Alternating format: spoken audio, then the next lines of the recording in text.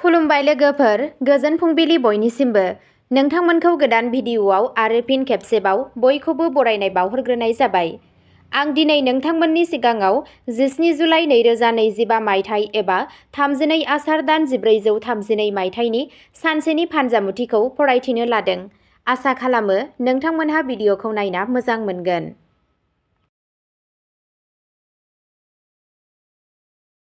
मेष राशि, नोंथाङा माबा मोनसे मोजां खौरां मोननो हागौ।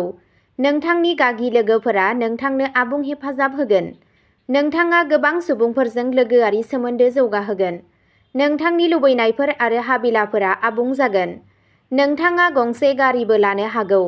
मोनसे गोसोखांथाव दावबायनायनि जाथावना दं। नखरारि जिउआ रंजाथाव जागोन। बे समा रमान्टिक सोमोन्दोनि थाखायबो मोजां। भगबान कृष्णनो मिथाइ जासि आरो नोंथांनि लुबैनायफोरा जाफुंगोन। नोंथांनि दिनैनि खाफालगोनां दिगआ जादों सा, खाफालगोनां अनजिमाया जादों 9 आरो खाफालगोनां गाबआ जादों गोसोम गोथां गाब। वृषभ राशि, दिनैनि साना मोजां जागोन। नोंथाङा नोंथांनि जिउआव मोनसे गोदान रमान्टिक सोमोन्दो जागायनो हागौ। जाय गथ'फोरा न'निफ्राय गोजानाव मोनसे बादायलायनायनि थाखाय थाग-थियारि खालामगासिनो दं, बिसोरनि साना साबसिन जागोन। नोंथाङा फोरोंगिरिफोरनिफ्राय आबुं हेफाजाब मोनगोन। सोरखारि साख्रियाव खामानि मावग्राफोरा माबा मोनसे खामानिनि थाखाय थुलुंगा मोननो हागौ। नोंथाङा रांखान्थियारि मुलाम्फा मोनगोन। नोंथांनि बांसिन खामानिफोरा आबुं जागोन। हरखाबै नोंथाङा मोजां खौरां मोनगोन जाय नोंथांनि गोसोखौ गोजौआव लाखिगोन। नोंथांनि दिनैनि खाफालगोनां दिगआ जादों सानजा, खाफालगोनां अनजिमाया जादों 4 आरो खाफालगोनां गाबआ जादों गोमो गाब। मिथुन राशि, दिनै नोंथाङा गिगोन, नाथाय नोंथांनि बे गिनाया गोनांथि गैयै जागोन। बेनिखायनो बेखौ नोंथांखौ दुखु दाहो आरो गावखौ सिरि लाखि।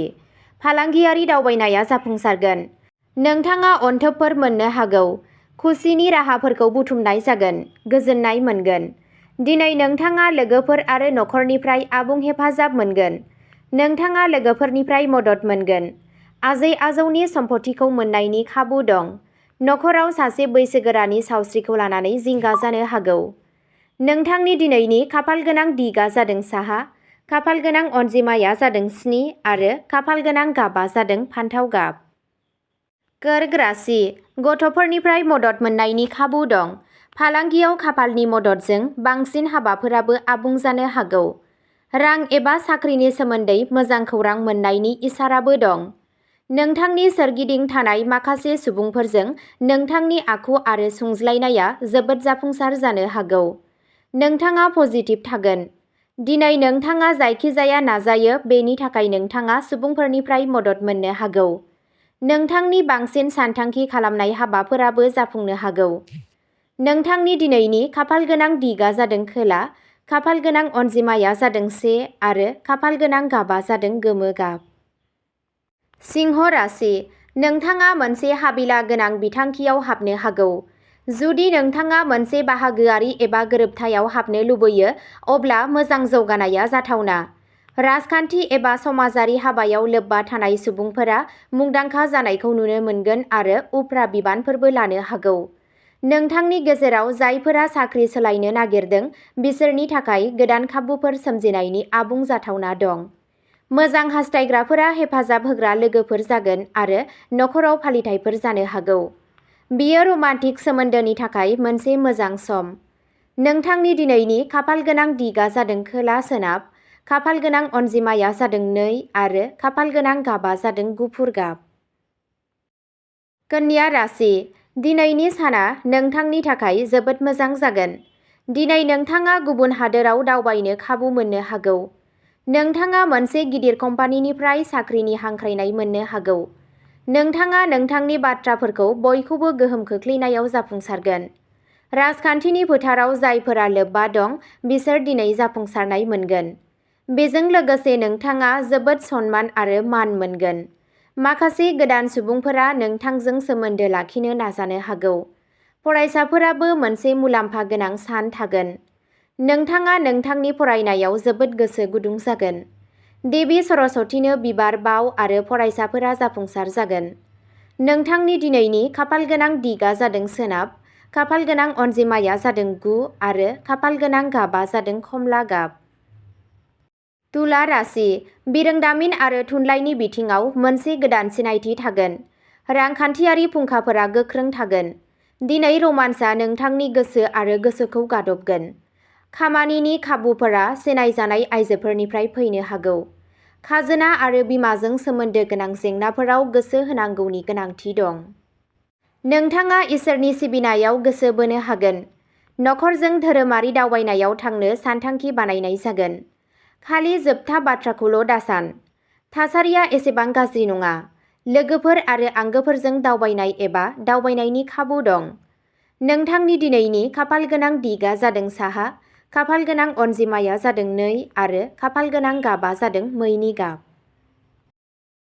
वृश्चिक राशि बेयो मोनसे गोजोनथाव आरो रंजाथाव सान जागोन। नोंथाङा गावआवबो माखासे सोलायनाय लाबोनो नाजागोन। जुदि नोंथांनि गोसोआव माबाफोर सानथांखि दं, अब्ला बे साना नोंथांनि थाखाय जुनिया जानो हागौ। केरियारनि बिथिङाव बे साना गोसोखांथाव। नोंथाङा जायखिजाया थांखिनि सोमोन्दै सावरायनायाव आबुङै जाफुंसार जानो हागौ।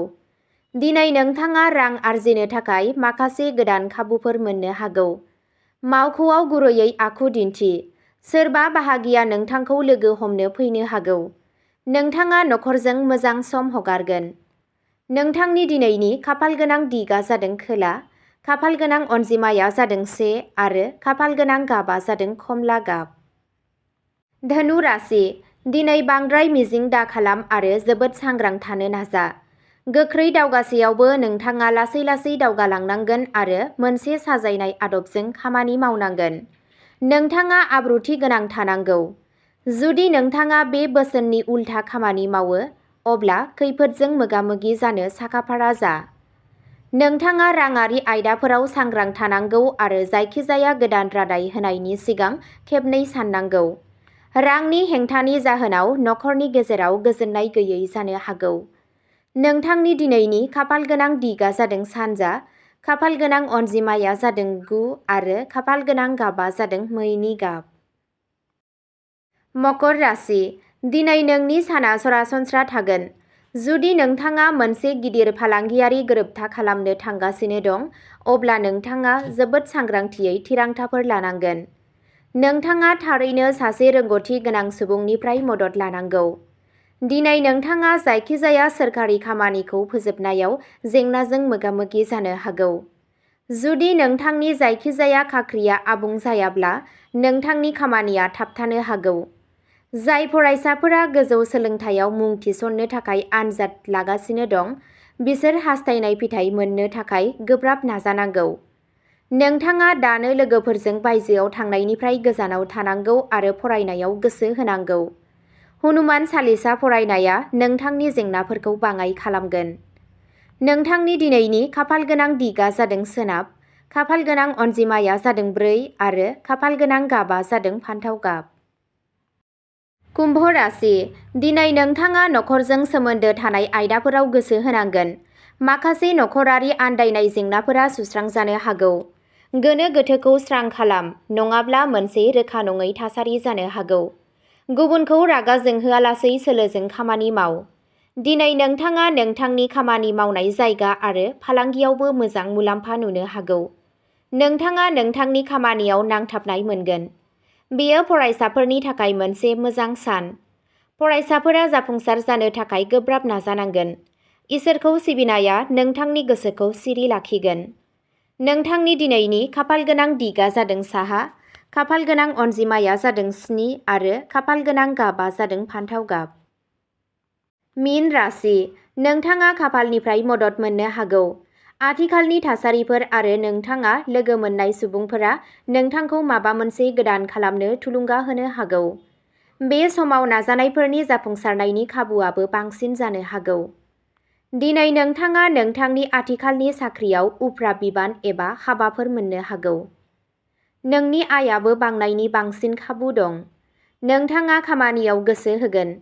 बिहाव बिखुनजोनिफ्राय अनथोब मोननायनि इसारा दं। नोंथांनि दिनैनि खाफाल गोनां दिगआ जादों खोला, खाफाल गोनां अनजिमाया जादों 8 आरो खाफाल गोनां गाबा जादों गोथां गाब।